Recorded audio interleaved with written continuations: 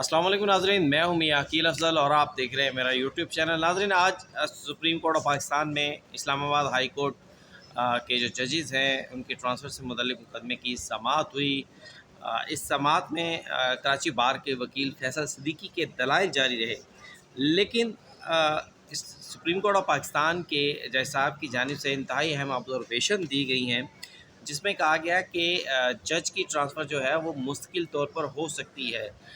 इस ऑब्ज़र्वेशन की क्या रीज़न है, क्या बेसिक थी, वो आपके साथ शेयर करेंगे। दूसरा, जस्टिस मोहम्मद अली मज़हर ने वकला के आर्गूमेंट्स में जो इख्तलाफात है उनकी निशानदही की है। इख्तलाफात इंतहाई अहम हैं। यकीनी तौर पर सब लोग ये कह रहे हैं कि वो इस्लामाबाद हाई कोर्ट के जजेस के लिए ही अपने आर्गूमेंट्स कर रहे हैं, लेकिन जब उनमें इख्तलाफ हो तो उसके असरात क्या होंगे, इस पर आज का ये व्लॉग जो है उस पर हम बात करेंगे। लेकिन व्लॉग का बाकायदा आगाज़ करने से पहले मेरी दोस्तों से दरख्वास्त है, जिन्होंने अभी तक चैनल को सब्सक्राइब नहीं किया, बेल आइकन का बटन प्रेस नहीं किया, वो फौरी तौर पर चैनल को सब्सक्राइब कर दें और बेल आइकन का बटन भी दबा दें।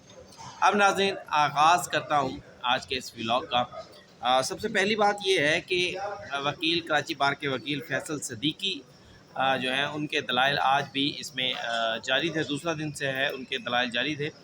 फैसल सिद्दीकी ने कहा कि इंडिया में ट्रांसफ़र जो है वो जज की रज़ामंदी से नहीं होती, बल्कि ट्रांसफ़र जब कर दी जाती है तो उसमें जज को जाना पड़ता है, ट्रांसफ़र के उस ऑर्डर्स को मानना पड़ता है। फिर सीनियरिटी जो है वो भी ट्रांसफ़र के साथ चलती रहती है। जिस पर जस्टिस मोहम्मद अली मज़हर ने एक ऑब्ज़र्वेशन दी। उन्होंने कहा कि जनाब, जज का तबादला सदर का आइनी इख्तियार है। आप जो दरख्वास्त गुज़ारान हैं, इनका मौक़िफ़ ये है कि सदर साहब से ये काम किसी ने करवाया है या जो भी कह लें हम, तो सदर के आइनी इख्तियार को ज़बरदस्ती कोई कैसे कर सकता है। फिर उसके बाद जस्टिस मोहम्मद अली मज़हर ने कहा कि आप जो अपने दलाइल दे रहे हैं, ये कोशिश करें कि जजेस की ट्रांसफ़र और सीनियरिटी जो मुकदमा है उसकी हद तक ही महदूद रखें। वकील फैसल सिद्दीकी ने मौक़िफ़ अपनाया कि उनके केस का मरकज़ी नुक्ता जो है वो ये है कि जज का ट्रांसफ़र टाइम बाउंड होता है, एक ख़ास वक्त के लिए होता है। ऐसा नहीं है कि कोई जज आएगा और वो मुस्तकिल वहाँ पर बैठ जाएगा, मुस्तकिल ट्रांसफ़र हो जाएगा।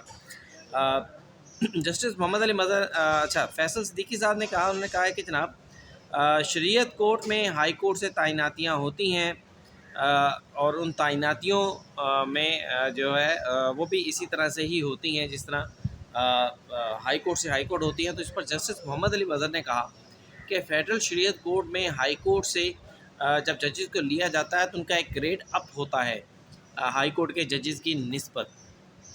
तो अब आप हाई कोर्ट से हाई कोर्ट में ट्रांसफ़र को, इसको आप दोनों को कैसे मिला रहे हैं? ये दोनों चीज़ें आपस में नहीं मिलती। उसके बाद जनाब मोहम्मद अली मज़हर साहब ने कहा कि शरीयत कोर्ट, फ़ेडरल शरीयत कोर्ट जो तैनाती है उसमें स्टेट सुपर होता है। ठीक है जी, क्या फैसल सिद्दीकी ने सवाल किया कि क्या जुडिशल कमीशन जो था वो जस्टिस आसिफ की तकर्री को इस्लामाबाद का जो मुश्किल का फ़ैसला है वो इस्लामाबाद हाई कोर्ट में कारकर्दगी की बुनियाद पर करेगा।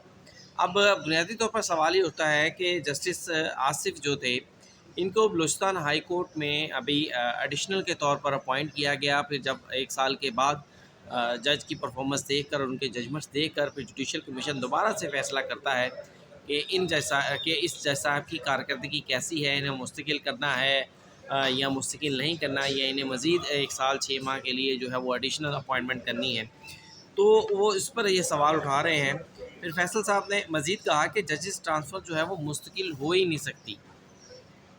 हाई कोर्ट से सुप्रीम कोर्ट आने वाले जज की हाई कोर्ट, उन्होंने कहा कि सुप्रीम कोर्ट ऑफ पाकिस्तान में भी जैसे अभी जस्टिस मियां गुल हसन औरंगज़ेब अभी सुप्रीम कोर्ट ऑफ पाकिस्तान में बतौर एडिशनल जज अपने फ़राइज़ सर अंजाम दे रहे हैं, जब वो हाई कोर्ट वापस जाएंगे तो उनकी सीनियरिटी मुतासिर नहीं होगी। तो इसी तरह हाई कोर्ट से हाई कोर्ट में जो लोग वापस जाएंगे उनकी भी सीनियरिटी मुतासिर नहीं होगी अगर वो वहाँ पर नया हलफ ले लेते हैं। जस्टिस मोहम्मद अली मज़हर ने कहा, उन्होंने कहा कि जनाब, भारत में तो जज इनकार करे तो उसे जो है उसे पूछा भी नहीं जाता, उसे घर जाना पड़ जाता है। फिर उन्होंने कहा कि भारत में जज के नए हलफ का सवाल ही पैदा नहीं होता, क्योंकि वहाँ जो जजेस की सीनियरिटी है तमाम हाई कोर्ट्स की एक साथ चलती है। जस्टिस मोहम्मद अली मज़हर ने यहाँ पर فیصل صدیقی، اس سے پہلے حامد خان اور پھر منیر ملک، ان کے جو آرگومنٹس تھے ان میں جو تضاد تھا اس کی نشاندہی کر دی. اور میرے خیال سے جب اس طرح سے کوئی آرگومنٹس کے ایک ہی سائڈ سے آرگومنٹس کے اختلافات شروع ہو جائیں، ان میں کوئی تضاد آ جائے، تو پھر اس کے اثرات کیس پر بہت نیگیٹو پڑتے ہیں. تو جسٹس محمد علی مظہر نے کہا کہ جناب آپ درخواست گزاران کے جو دلائل ہیں ان میں اختلاف ہے.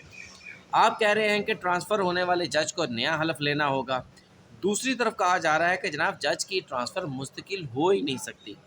جج ایک حلف اٹھائے گا، پھر پہلے جج ایک ایڈیشنل کے طور پر حلف اٹھائے گا، پھر وہی جج جو ہے وہ مستقل ہونے پر حلف اٹھائے گا، پھر وہی جج جو ہے وہ ٹرانسفر ہونے پر حلف اٹھائے گا، پھر وہی جج جو ہے وہ واپس جانے پر حلف اٹھائے گا. اگر ایک جج 2-3 حلف اس طرح سے اٹھائے گا تو پھر بتائیں کہ اس کی سینیورٹی کہاں رہے گی. نئے حلف کے بعد جو پرانی سروس ہے وہ ساری کی ساری تو ختم ہو جاتی ہے. وکیل فیصل صدیقی نے کہا کہ جناب 2 سینیورٹی کی لسٹیں ہوں گی، ایک جہاں پر جج باقاعدہ اپوائنٹ ہوگا اور دوسرا جہاں پر جج جو ہے وہ عارضی طور پر جائے گا.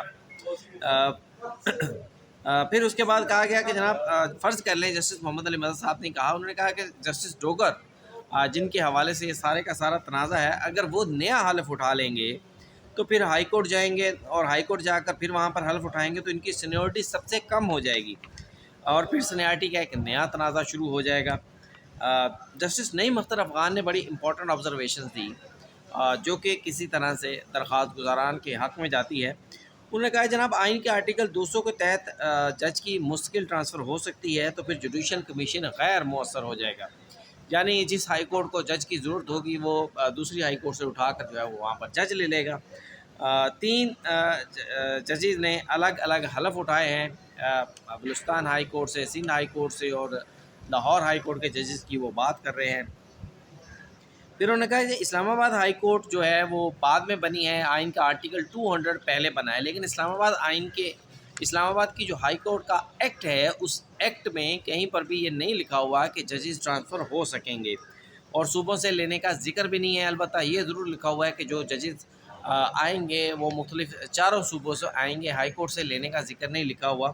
تو یہاں میرا خیال ہے کہ کیونکہ ایک طرف ایکٹ ہے جس کے تحت اسلام آباد ہائی کورٹ بنی ہے جس میں کہا جا رہا ہے کہ اس میں کچھ بھی نہیں لکھا ہوا، دوسری طرف آئین ہے، تو پھر آئین یقینی طور پر پریویل کرے گا، آئین کا جو ہے وہ تقدس دیکھا جائے گا.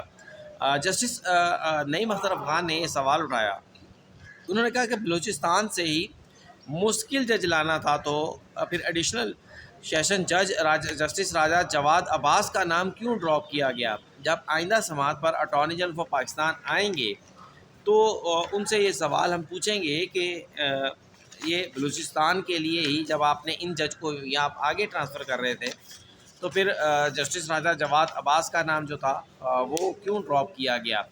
اب ناظرین اس کیس کی مزید سماعت جو ہے وہ پیر تک کے لیے ملتوی کر دی گئی ہے. پیر کو مخصوص نشستوں کا مقدمے کی بھی سماعت ہوگی اور پیر کے روز جو ہے وہ سپریم کورٹ آف پاکستان میں ایک مرتبہ پھر جو ہے وہ میلہ لگے گا. لائیو ٹرانسمیشن ہوگی، جو لوگ مقدمے کی کارروائی لائیو سننا چاہتے ہیں وہ لائیو بھی سن سکتے ہیں اور باقی جو لوگ ہم لوگ جو یہاں پر موجود ہوں گے وہ بھی آپ کے سامنے یقینی طور پر تمام صورتحال سے آپ کو آگاہ رکھیں گے. آج کے ویلاگ میں اتنا ہی. مجھے اجازت دیجیے گا، کمنٹس میں ضرور بتائیے گا. چینل کو لائک، سبسکرائب اور ویڈیو کو شیئر کرنا مت بھولیے گا. اجازت دیجیے، اللہ حافظ.